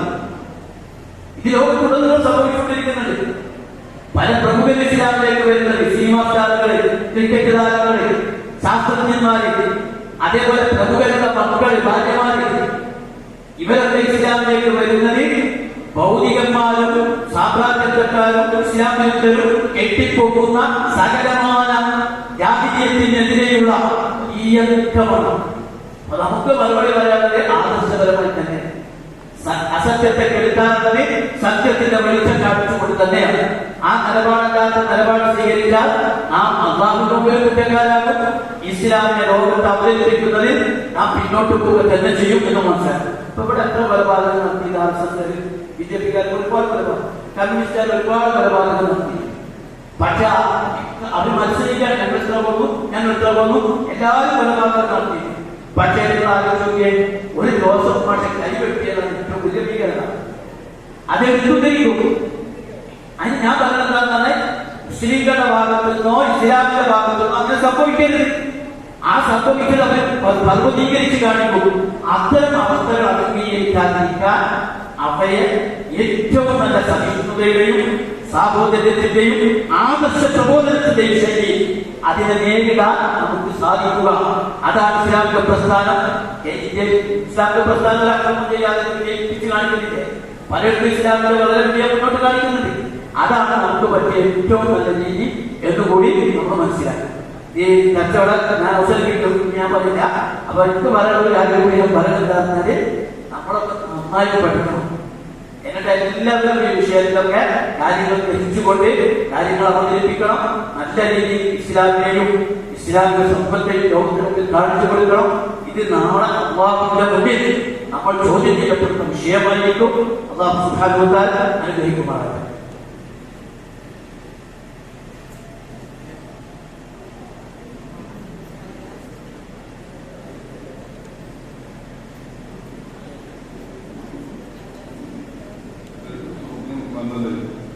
പന്നി മാംസം എന്തുകൊണ്ട് ഹറാമാക്കി എന്നുള്ളതാണ്. അത് കൂടുതലായി നമുക്ക് പറയേണ്ട ആവശ്യമില്ല. കാരണം നമ്മൾ ഇവിടെ ആദ്യത്തെ ക്ലാസ്സിൽ തന്നെ സൂചിപ്പിച്ചതുപോലെ അള്ളാഹു അല്ലാതെ വേറെ ഇലാഹില്ല എന്ന് പറഞ്ഞാൽ അതിന്റെ അർത്ഥം ഹലാല് ഹറാമുകൾ നിശ്ചയിക്കുന്നവൻ അള്ളാഹു എന്നുള്ളതാണ്. അപ്പൊ അള്ളാഹു അതിനെ ഹറാമാക്കി എന്നുള്ളതാണ് അതിന് കാരണം. പിന്നെ അതിന്റെ ദോഷവശങ്ങൾ പലതും പറയുന്നുണ്ട്. അതിൽ വിരകൾ ഒരുപാടുണ്ട്, ആരോഗ്യത്തിന് ഹാനികരമാണ്, അതിൽ ലജ്ജയില്ലാത്തതാണ്, അത് സ്വന്തം മനം തിന്നതാണ് എന്ന് പറഞ്ഞതിൽ ഒരുപാട് വൃത്തികളുടെ ഒരുപാട് പറയാം. പക്ഷെ അടിസ്ഥാനപരമായിട്ട് അള്ളാഹു സുബ്ഹാനഹു ഹറാമാക്കിയതാണ്. അള്ളാഹു സുബ്ഹാനഹു ഹറാമാക്കുമ്പോ എടുത്ത് പരിശോധിച്ച് നോക്കിക്കഴിഞ്ഞാൽ നമുക്ക് അനുവദിച്ചു തന്ന ഭക്ഷണങ്ങൾ എടുത്ത് പരിശോധിച്ച് നോക്കിയാൽ എത്ര വിധം ഭക്ഷണങ്ങളാണ്. മീൻ ഇറച്ചി, പക്ഷികൾ എല്ലാം ഹലാലാക്കിയതാണ്. അവിടെയാണ് പരീക്ഷണം വരുന്നത്. നമ്മളെ അവസ്ഥയെ പരീക്ഷിക്കാനാണല്ലോ ശ്രദ്ധിച്ചിരിക്കുന്നത്. അപ്പൊ കുറെ പക്ഷികൾക്കിടയിൽ ഒന്ന് തിന്നരുത് എന്ന് പറയാം. എല്ലാം തിന്നാം, ആദരവിനോട് പറഞ്ഞു, പക്ഷെ ഈ മരത്തിൽ നിന്ന് ഭക്ഷിക്കരുത്. അവിടെ പരീക്ഷണം വരുന്നത്. അപ്പൊ അല്ലാഹു സുബ്ഹാനഹു വ തആല ഹറാമാക്കി. ആ ഹറാമാക്കിയത് കൊണ്ട് നമ്മളത് കഴിക്കുന്നില്ല എന്നുള്ളതാണ് അടിസ്ഥാനപരമായ കാര്യം. ഷെയ്ഖ് നാബൽസി എന്ന് പറയുന്ന വലിയ പണ്ഡിതനുണ്ട്, ചെറിയ പണ്ഡിതനാണ്. അദ്ദേഹത്തിനടുത്ത് ഇസ്ലാം സ്വീകരിച്ച ഒരാള് കണ്ടപ്പോ അദ്ദേഹം പന്നിമാംസത്തിന്റെ കുറെ സയന്റിഫിക് ആയിട്ടുള്ള പ്രശ്നങ്ങൾ പറഞ്ഞു. അദ്ദേഹം പറയാം, അദ്ദേഹത്തിന്റെ അനുഭവം പറയണം. അപ്പൊ അദ്ദേഹം ഇസ്ലാം സ്വീകരിച്ചതാണ്. അപ്പൊ ഒരു മൂല്യത്തോട് പറഞ്ഞതാണ് ഇസ്ലാം സ്വീകരിച്ചാലോട്. ഇത് ഭയങ്കരമായിട്ട് അതിന്റെ ശാസ്ത്രവശങ്ങളിലേക്ക് പറഞ്ഞു നോക്കുമ്പോ അവസാനം അദ്ദേഹം പറയുന്നത്, സുഹൃത്തെ, ഞാൻ ഇസ്ലാം സ്വീകരിച്ചു, നിങ്ങൾ എന്നോട് പന്നിമാംസം ഹറാമാണെന്ന് പറഞ്ഞാൽ മതി, അതിന് വേറെ കാര്യമൊന്നും വേണ്ട, അമ്മ ഹറാമാക്കി എന്ന് പറഞ്ഞാൽ എനിക്ക് അത് മതി. അത് നമ്മുടെ ഏറ്റവും പ്രധാനപ്പെട്ട കാര്യമാണ്. ഇവിടെ പല ആളുകൾ പറയാറുണ്ട് ഈ അറുക്കുന്നത് നമ്മൾ ശ്രദ്ധിക്കുന്ന പ്രധാനപ്പെട്ട കാര്യം. അറുക്കണമെന്ന് അല്ലാഹു സുബ്ഹാനഹു വ തആല പറഞ്ഞതുകൊണ്ട് നമ്മൾ അറുക്കുന്നു. അതിന് ഒരുപാട് ശാസ്ത്രീയ നേട്ടങ്ങളൊക്കെ ഉണ്ടെങ്കിലും അതല്ല അടിസ്ഥാനപരമായിട്ട് ചിന്തിക്കേണ്ടത്. അറുക്കണം എന്ന് അല്ലാഹു പറഞ്ഞതുകൊണ്ട് നമ്മൾ അറുക്കുന്നു എന്നുള്ളതാണ് അടിസ്ഥാനപരമായ കാര്യം. ഫിഖ്ഹിൽ തന്നെ ഉണ്ടല്ലോ, ഫിഖ്ഹിൽ തന്നെ ഉണ്ട്. ഇത് ഒരു വേട്ടമൃഗത്തെ നമ്മൾ അമ്പ് ചെയ്ത് കഴിഞ്ഞാൽ അത് മരണം ചത്തു കഴിഞ്ഞാൽ പിന്നെ അറുക്കേണ്ട ആവശ്യമില്ല. അപ്പൊ അല്ലാഹു സുബ്ഹാനഹു വ തആല അനുവദിച്ചിരുന്ന കാര്യമാണ്. അപ്പൊ അവിടെ എത്തി നോക്കേണ്ട ആവശ്യമില്ല. നമുക്ക് അല്ലാഹു സുബ്ഹാനഹു വ തആല ഹറാമാക്കി, അല്ലാഹു സുബ്ഹാനഹു വ തആല ഹലാലാക്കി, അതുകൊണ്ട് നമ്മൾ കഴിക്കുന്നു എന്നുള്ളതാണ് ആദ്യമായിട്ട് അത് മനസ്സിലാക്കുന്നത്. അതാണ് വിശ്വാസി എന്ന് പറഞ്ഞിട്ട് മനസ്സിലാക്കുന്നത്. ഇസ്ലാം അടിമത്തത്തെ സപ്പോർട്ട് ചെയ്യുന്നുണ്ടോ ഇല്ലെങ്കിൽ എന്തുകൊണ്ട് അത് നിർത്തലാക്കാൻ കൽപ്പിച്ചില്ല?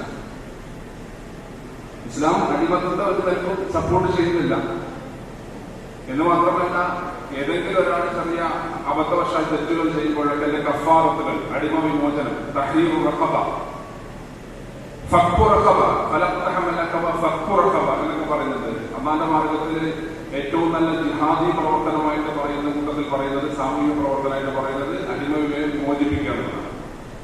അപ്പൊ അടിമയെ വിമോചിപ്പിക്കാൻ വേണ്ട എല്ലാ നിർദ്ദേശങ്ങളും നൽകുന്നുണ്ട്. അതോടൊപ്പം തന്നെ നിങ്ങളുടെ വീട്ടിൽ അടിമയുണ്ടെങ്കിൽ നിങ്ങൾ കഴിക്കുന്ന ഭക്ഷണം കഴിക്കുക, നിങ്ങൾ ധരിക്കുന്ന വസ്ത്രം ധരിക്കാം. പിന്നെന്താ അടിമത്താണ്? നമ്മൾ കഴിക്കുന്ന ഭക്ഷണം കഴിക്കണം, നമ്മൾ ധരിക്കുന്ന വസ്ത്രം ധരിക്കണം. അതോടുകൂടി അടിമത്തപ്പെടുന്നില്ലേ? പിന്നെ ഒരു വിഷയമുള്ളത്, ആ കാലഘട്ടത്തിൽ എന്തിനും ഏതിനും അടിമകളാക്കുന്ന സമ്പ്രദായം ഉണ്ടായിരുന്നു. കടം വാങ്ങി തിരിച്ചു കൊണ്ടില്ലെങ്കിൽ കുറിച്ച് അടിമയാണ്. ഇസ്ലാം വന്നിട്ട് ആ സമ്പ്രദായങ്ങളെ ഒഴിവാക്കിയിട്ട് അവസാനം യുദ്ധക്കടവുകാരിലെ കുറച്ച് ആളുകൾ മാത്രം അടിമകളാക്കി നിൽക്കുന്നത് അവിടെ ഉണ്ടായിരുന്നു. അതെന്തുകൊണ്ടാന്ന് പറഞ്ഞാല് യുദ്ധം എന്നുള്ളത് എപ്പോഴും ഏത് സന്ദർഭത്തിലും ഉണ്ടാവും. ഒരു ഇസ്ലാമിക രാജ്യമായിട്ടുണ്ടാകുമ്പോൾ യുദ്ധം വന്നിട്ട് ഇങ്ങോട്ട് അറ്റാക്ക്, മദീനയിൽ റസൂൽ സല്ലല്ലാഹു അലൈഹി വസല്ലം സഹാബത്ത് ഉണ്ടാകുമ്പോൾ രാഷ്ട്രമായിട്ട് നിൽക്കുമ്പോൾ ഇങ്ങോട്ട് വന്നിട്ട് അറ്റാക്കുകളാണ് ഏത് സന്ദർഭത്തിലും ഉണ്ടായിരുന്നത്. ആദ്യം ഒരു അറ്റാക്ക് തുടങ്ങിയില്ല. അപ്പൊ സ്വാഭാവികമായിട്ടും ഇവിടുത്തെ സിവിലിയൻസിനെ പിടിച്ചുകൊണ്ടുപോയി മറ്റേ രാഷ്ട്രം കൊണ്ടുപോയി അടിമകളാക്കാൻ സാധ്യതയുണ്ട്. അപ്പൊ അന്താരാഷ്ട്ര തലത്തിൽ ഒരു അടിമത്ത സമ്പ്രദായത്തെ യുദ്ധത്തടവുകാരുടെ നിയമങ്ങൾ എന്താണെന്നൊന്നും ഉണ്ടായിരുന്നില്ല. അപ്പോ അവിടെ പിടിച്ചു വെക്കുമ്പോൾ ഇവിടെയും വെക്കേണ്ടി വരും. അപ്പോ ആ സന്ദർഭത്തിൽ ഉണ്ടാകുന്ന അടിമസംഘ സംവിധാനം ഗവൺമെന്റ് ഏറ്റെടുക്കുകയും യുദ്ധം ചെയ്യുന്ന ആളുകളൊക്കെ അവർ പോയി കൊണ്ടിനെ പിടിക്കുക, എന്നിട്ട് പോയിട്ട് അടിമകളാക്കി വെക്കുക, അങ്ങനെ ഇസ്ലാം അനുവദിച്ചിട്ടില്ല, സമ്മതിക്കുകയില്ല. നേരെ കുറച്ച് ആ സ്ത്രീ കുറച്ചു കാലം ഇവിടെ ഇങ്ങനെ ഉണ്ടാകുമ്പോൾ സ്വാഭാവികമായിട്ടും ഉള്ള പ്രശ്നത്തിൽ ഒരു പുരുഷനെ ഏൽപ്പിക്കുകയും നിയമപരമായിട്ട് ഏൽപ്പിച്ചു കൊടുക്കുകയും ചെയ്യും. പിന്നെ സംഭവിക്കാൻ പോകുന്നത് എന്താ പറഞ്ഞാല് അതിന്റെ നിയമം നിലവിലുണ്ടായിരുന്ന പ്രശ്നം എന്താ പറഞ്ഞാല് ഒരു അടിമയായ സ്ത്രീ ആണെങ്കിലും പുരുഷനാണെങ്കിലും അടിമ സ്ത്രീ സാധാരണ പ്രസവിച്ച പിന്നെ അടിമ കുട്ടിയും അടിമയായിട്ട് ഉണ്ടായിരുന്നത്. ഇവിടെ ഇസ്ലാം വിപ്ലവമായിട്ട് പറയുന്നത് ഒരു അടിമ സ്ത്രീ പ്രസവിച്ചു കഴിഞ്ഞാൽ പിന്നെ ആ കുട്ടി ഒരിക്കലും അടിമയല്ല, സ്വതന്ത്രനാണ് എന്ന് പറയുന്ന മനുഷ്യാവകാശത്തിന്റെ വലിയൊരു പ്രഖ്യാപനമാണ് ഇസ്ലാം അവിടെ നടത്തിയിട്ടുള്ളത്. ഈ സ്ത്രീ തന്നെ ഭർത്താവ് മരിച്ചു കഴിഞ്ഞാൽ ഉമ്മൾ പകർത്താണെന്ന് പറയാം. ഈ കുട്ടിയോ അടിമ സ്ത്രീ അല്ലല്ലോ. അപ്പൊ അന്നത്തെ കാലഘട്ടത്തെ അടിമകൾ എന്ന് പറഞ്ഞാല് മോശമാക്കി ചിത്രീകരിച്ച് അവര് സാധാരണ ഇവിടെ നമ്മുടെ നാട്ടിൽ നിന്ന് വലിയ വലിയ മേൽജാതിക്കാർ താഴെ ശൂദ്രൻ ആളുകളെ കല്യാണം കഴിച്ച് വീട്ടിൽ ഒപ്പം കൂട്ടുക എന്നുള്ളത് സങ്കല്പിക്കാൻ പറ്റാത്ത കാര്യമാണ്. അപ്പൊ ഇസ്ലാം പറയുന്ന അടിമകൾ അങ്ങനെ ഉണ്ടെങ്കിൽ തന്നെ ആ ലൈംഗിക ബന്ധം പോലും നടക്കാനുള്ള അനുവാദം കൊടുത്തിട്ടുണ്ടെങ്കിൽ തന്നെ അടിമത്ത സമ്പ്രദായം പൊടിക്കാൻ വേണ്ടിയിട്ടാണ് ആ സംവിധാനം ഏർപ്പാട് ചെയ്തത്. അതുകൊണ്ടാണ് ഹിജ്റ 648 മുതൽ 900 വരെ 3 നൂറ്റാണ്ടുകൾ ദൗലത്തുൽ മമാലിക് അടിമ രാജവംശം അബ്ബാസി അയ്യൂബി ഭരണകൂടത്തിന് ശേഷം അടിമ രാജവംശമാണ് ഉണ്ടായത്. ഉസ്മാനിയ ഖിലാഫത്ത് വന്നതോടുകൂടിയാണ് ആ അടിമകളുടെ രാജ്യം ഭരിക്കുക. അത് ഇസ്ലാമിൽ മാത്രമേ ഉണ്ടായിട്ടുള്ളൂ. അപ്പൊ ഇസ്ലാം അങ്ങനെ അടിമകളെ വിമോചിപ്പിക്കുന്ന ഒരു സ്വഭാവം ഉള്ളത് കൊണ്ടാണ് അത് കൂടുതലായിട്ട് നമ്മൾ പഠിക്കേണ്ട സമയം കഴിഞ്ഞു. ഇനി ഒന്നത്തെ ചോദ്യങ്ങൾ ഉണ്ടായിരുന്നു. ഹിജാബ് അടിമത്തത്തിന്റെ അടയാളമല്ല. അല്ല, ഹിജാബ് സ്വാതന്ത്ര്യത്തിലും സമരത്തിലും ഒരു സ്ത്രീയെ പ്രാപ്തമാക്കുന്ന വസ്ത്രമാണ്. സമരം ചെയ്യുന്ന ആളുകൾക്ക് പരിശോധിച്ച് നോക്കിയാൽ മതി. ഇപ്പോഴത്തെ ജോ ബൈഡന്റെ മുമ്പിൽ ഉറുദുഖാൻ ഒരു മഫ്തലിൽ ഒരു പെൺകുട്ടിയെ കൊണ്ടുപോയി ട്രാൻസ്ലേറ്റ് ചെയ്തതായിട്ട് കണ്ടിട്ടുണ്ടാവും. ഏത് രാഷ്ട്രീയ മേഖലയിലും ധൈര്യസമേതം കോൺഫിഡൻസോടുകൂടി ധൈര്യസമേതം സമരരംഗത്തേക്ക് വരാൻ പ്രാപ്തമാക്കുന്ന വസ്ത്രമാണ് ഈ പർദ്ദ എന്ന് പറയുന്നത്. പർദ്ദ അതിന്റെ കറുത്ത വസ്ത്രമൊന്നും നിൽക്കില്ല. ഈ പറയുന്ന ഇസ്ലാമിക ഹിജാബ് എന്ന് പറയുന്നത്. ആയിഷ റളിയല്ലാഹു അൻഹ അവിടെ സമരം ചെയ്യുന്നത് നമ്മൾ കണ്ടിട്ടുണ്ടാവും. ഇതൊന്നും ഒരു അടിമത്തമായിട്ട് നമ്മൾ കാണുന്നത് സ്ത്രീകളുടെ വിമോചനമാണ്. ധൈര്യം നൽകുന്ന കോൺഫിഡൻസ് നൽകുന്നതാണ്. കമലാസുമേന്റെ ഇന്റർവ്യൂവിൽ പറയുന്നത് ഒരു ധൈര്യമായിട്ട് കോൺഫിഡൻസോടുകൂടി പോകാൻ പറ്റിയത് ഈ പർദ്ദ ധരിച്ചതിന് ശേഷമാണ് എന്ന്. അപ്പൊ അത് സ്ത്രീകൾ തന്നെ പറയുന്നതാണ്. എന്തുകൊണ്ടാണ് ആണുങ്ങളെ മാത്രം പ്രവാചകന്മാരായി തിരഞ്ഞെടുത്തത്? ഒരൊറ്റ കാര്യം ഞാൻ പറയുന്നത് കൂടുതൽ വിശദീകരിക്കുന്നില്ല. ഞാനൊരു അധ്യാപകനാണ്. എന്റെ സ്കൂളിൽ ഒരുപാട് ടീച്ചർമാരുണ്ട്. ഒരു കുട്ടിക്കുള്ളൂ. സ്കൂളിൽ ഒരു പരിപാടിക്ക് വേണ്ടി ടീച്ചർമാർക്കില്ല.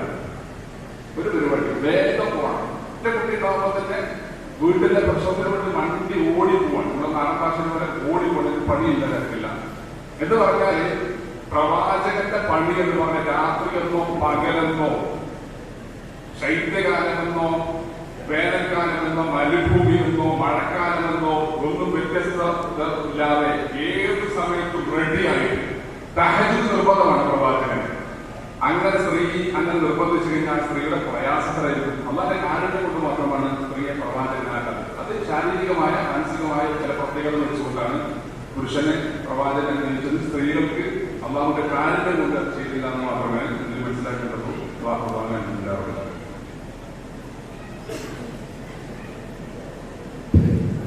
ശ്രദ്ധിക്കുക, ഈ പരിപാടി കഴിഞ്ഞാൽ തന്നെ ഇവിടെ നമസ്കരിക്കാനുള്ള സൗകര്യമുണ്ട്. നമ്മുടെ അവസാനത്തെ ചോദ്യത്തിനുള്ള ഉത്തരമാണ്. ഈ ചോദ്യങ്ങളുണ്ടാവും. സമയം നമുക്ക് അത് അനുവദിക്കുന്നില്ല. അതുകൊണ്ട് ഇതോടുകൂടി നിർത്തും. സമയമില്ല. ഭീകരാക്രമണ കേസുകളിൽ മുസ്ലിം നാമങ്ങളാണ് മഴച്ചു കേൾക്കുന്നത്. എന്തുകൊണ്ട്? നമ്മുടെ മുസ്ലിം സമൂഹത്തിന്റെ ഒരു അപകർഷത ബോധം ഉണ്ടാകുന്ന ഒരു സംഗതി കൂടിയാണ്. നേരത്തെ അമീർ സാഹിബ് സൂചിപ്പിച്ചു. അതായത് നിലനിൽക്കുന്ന ഒരു പൊതുബോധം തന്നെയാണ് അതിന്റെ പ്രശ്നം. അതായത് കൈവെട്ടുന്നത് ഭീകരാക്രമണവും 51 വെട്ടുവെട്ടുന്നത് രാഷ്ട്രീയ പ്രവർത്തനവുമായി നിൽക്കുന്ന ഒരു സാമൂഹ്യ അന്തരീക്ഷമുണ്ട്. ഇതിനെയാണ് നമ്മൾ പൊളിക്കേണ്ടത്. ഞാൻ 2-3 സംഗതികൾ നിർദ്ദേശിക്കാം. ഒന്ന്, ഐപേജ് പ്രസിദ്ധീകരിച്ച ഭീകരതയെ കഫീയ പുതപ്പിക്കുന്നതാരി എന്ന ഒരു പുസ്തകം നിങ്ങൾക്ക് വായിച്ചാൽ ഇതിന്റെ രാഷ്ട്രീയ പരിസരം കൃത്യമായിട്ട് ബോധ്യപ്പെടും. ഒരുപാട് കരിനിയമ കേസുകളില് തടവിലാക്കപ്പെട്ട ചെറുപ്പക്കാരുടെ ഒരു ജനകീയ തെരഞ്ഞെടുപ്പ് 2014 സോളിഡാരിറ്റി മൂവ്മെന്റ് നടത്തുകയുണ്ടായി. ഒക്കെ കെട്ടിച്ചമച്ച കേസാണ്. സംജോത എക്സ്പ്രസ് കേസ്, അതുപോലെ തന്നെ മക്ക മസ്ജിദ് സ്ഫോടനമൊക്കെ എന്താണ് ഇതിന് പിന്നിലുള്ള പിന്നാമ്പര കഥകൾ എന്ന് നിങ്ങൾ പഠിക്കണം. അപ്പോഴാണ് ഈ ഭീകരതയുമായി ബന്ധപ്പെട്ടുണ്ടാകുന്ന ഒരു പൊതു ബോധ നിർമ്മിതിയെ നമുക്ക് കൃത്യമായിട്ട് മനസ്സിലാക്കാൻ കഴിയുക. ഒരു സംഗതി കൂടി പറയാം. നേരത്തെ അമീർ സാഹിബ് പറഞ്ഞു 9,20,00,000 മനുഷ്യരെയാണ് കമ്മ്യൂണിസ്റ്റ് പ്രസ്ഥാനം അവരുടെ അധികാരം നിർത്താൻ വേണ്ടി കൊന്നു തള്ളിയത്. 9,20,00,000. കൃത്യമായി നമ്മൾ മനസ്സിലാക്കണം. ഇത് 10 വർഷത്തെ റസൂൽ സല്ലല്ലാഹു അലൈഹി വസല്ലമയുടെ കാലഘട്ടത്തില് ആകെ ആളുകൾ മരണപ്പെട്ടത് 259 മുസ്ലിങ്ങളും 754 മുസ്ലിങ്ങളല്ലാത്തവരും 1014 ആളുകൾ എന്ന് പറയണം. യുദ്ധ തടവുകാരായിട്ട് പഠിച്ചത് 6,562 പേര്, അത് ശിക്ഷിച്ചത് 2 പേര്. പക്ഷെ നമ്മുടെ പൊതുബോധത്തില് കമ്മ്യൂണിസ്റ്റ് പാർട്ടി വളരെ മതേതര പാർട്ടി പ്രവാചകനെ വിശേഷിപ്പിക്കുന്നത് നേരത്തെ അമീർ സാഹിബ് പറഞ്ഞു. തൊപ്പിയില് ബോംബ് വെച്ച പ്രവാചകൻ. ഇതിനെ കുറിച്ചൊക്കെ നമ്മൾ കൃത്യമായിട്ട് പഠിക്കണം, മനസ്സിലാക്കണം, ഉൾക്കൊള്ളണം. നമ്മുടെ ഭാഷയിൽ പൊതുസമൂഹത്തോട് അതിനെക്കുറിച്ച് പറഞ്ഞു കൊടുക്കാൻ നമുക്ക് കഴിയണം. നേരത്തെ താലിബാന്റെ ഒരു ചോദ്യം ഉണ്ടായിരുന്നു. RSS ജമാഅത്തെ ഇസ്ലാമി. ഒറ്റ വാക്കിൽ ഉത്തരം പറയാം. RSS വിശേഷിക്കുന്നത് വംശീയതയിലാണ്. ഒരു പ്രത്യേക വർഗം, ബ്രാഹ്മൺ വർഗം, ആര്യവംശം, ഇതിന്റെ മേധാവിത്വം ആഗ്രഹിക്കുന്നു. ജമാഅത്തെ ഇസ്ലാമി ഒരു ബന്ധവുമില്ലാതെ വിശ്വമാനവികതയിലാണ് അത് വിശ്വസിക്കുന്നത്. ഒരു മൂല്യസങ്കല്പത്തെയാണ് അത് പ്രതിനിധീകരിക്കുന്നത്. ഒരുപാട് വർഗീയ കലാപങ്ങളിൽ RSSന്റെ പങ്കാളിത്തമുണ്ട്. ആയിരക്കണക്കിന് മനുഷ്യർ കൂട്ടക്കൊല ചെയ്തിട്ടുണ്ട്. 80 വർഷത്തെ ചരിത്രത്തിൽ ജമാഅത്തെ ഇസ്ലാമി ഒരു വർഗീയ കലാപ റിപ്പോർട്ടിന് അതിന്റെ പേര് വന്നിട്ടില്ല. ഒരാളുടെ രക്തം പോലും അത് ചിന്തിയിട്ടില്ല. മാർഗം എങ്ങനെയാവുമെന്ന് RS വിചാരിക്കുന്നു. ജമാഅത്തെ ഇസ്ലാമിയെ സംബന്ധിച്ചിടത്തോളം മാർഗം വളരെ പരിശുദ്ധമാവണമെന്ന് ആണ് ജമാഅത്ത് വിചാരിക്കുന്നത്. ഒറ്റ ചോദ്യം കൂടി ഉള്ളത്, മാർക്കറ്റിംഗ് അഡ്വർടൈസിംഗ് സ്ട്രാറ്റജി. മീഡിയ വണ്ണിൽ സ്ത്രീകളുടെ പരസ്യം ഉണ്ടാകുന്നു. അത് selling human beauty standing with the world എന്നുള്ള മാർക്കറ്റിംഗ് സ്ട്രാറ്റജിയുമായി ബന്ധപ്പെട്ട് ചോദിക്കുന്നുണ്ട്. നമ്മൾ മനസ്സിലാക്കണം, നമ്മുടെ മീഡിയ മാധ്യമമാണെങ്കിലും മീഡിയ വണ്ണാണെങ്കിലും ഇന്ന് നേരത്തെ പറഞ്ഞ ഫാഷനിസം നേരിടാൻ ഒരു 10 സ്ട്രാറ്റജിയെ പറഞ്ഞു ജമാഅത്തെ ഇസ്ലാമിയുടെ. അതിൽ വളരെ ഒരു സ്ട്രാറ്റജിയാണ് ഫാഷനിസത്തെ ആശയപരമായി നേരിടാനുള്ള ഒരു സ്ട്രാറ്റജി എന്ന് പറയുന്നത്. അതിൽ വളരെ സുഗ്രഹമായ പങ്ക് നിർവഹിക്കുന്ന ഒരു സ്ഥാപനങ്ങളാണ് നമ്മുടെ മീഡിയ എന്ന് പറയുന്ന സംഗതികൾ. ഇതിൽ നിലനിൽക്കുന്നത് പരസ്യമാണ്, അഡ്വർടൈസ്മെന്റാണ്. അതുകൊണ്ട് തന്നെ ഞാൻ സർക്കാർ ജീവനക്കാരനാണ്. എന്റെ ശമ്പളത്തില് പരീക്ഷയുടെ അംശമുണ്ട് എന്നുള്ളത് നമുക്കറിയാം. ഞാൻ ഉദ്യോഗസ്ഥനായിരിക്കെ ഇൻട്രസ്റ്റ് എഴുതാൻ നിർബന്ധിതമാണ്. പുസ്തക ഭാഷ വിഷയിച്ചിറക്കിയ അധ്യാപകരാണ്. അവർ പരിണാമവാദത്തെ കുറിച്ച്, അതോടൊപ്പം തന്നെ ചരിത്രത്തിന്റെ ഭൗതിക വ്യാഖ്യാനത്തെ കുറിച്ചൊക്കെ അവർക്ക് പഠിപ്പിക്കേണ്ടി വരുന്നുണ്ട്. ശുദ്ധ ഇസ്ലാമിക വിരുദ്ധമായ അത്തരം സംഗതികളൊക്കെ പഠിക്കാൻ വിദ്യാർത്ഥികൾ നിർബന്ധിതമാകുന്നുണ്ട്, പരീക്ഷ എഴുതാൻ നിർബന്ധിതമാകുന്നുണ്ട്. അതൊരു അനിസ്ലാമിക വ്യവസ്ഥയിലെ നിർബന്ധിത അവസ്ഥകളാണ് എന്ന് മനസ്സിലാക്കിയിട്ട് ആ ഒരു വീക്ഷണകോണില് ഉന്നതമായ ലക്ഷ്യങ്ങൾക്ക് വേണ്ടിയിട്ട് നിലനിൽപ്പിന്റെ ഭാഗമായിട്ട് സ്വീകരിക്കുന്ന പരസ്യങ്ങളിൽ പരമാവധി സൂക്ഷ്മത പുലർത്താറുണ്ട്. അതിന്റെ സ്കൈതകളൊക്കെ നമ്മൾ ആ വിശാല മനസ്സിൽ വിട്ട് പുറത്ത് മാപ്പാക്കണം എന്ന് കൂടി സൂചിപ്പിച്ചു.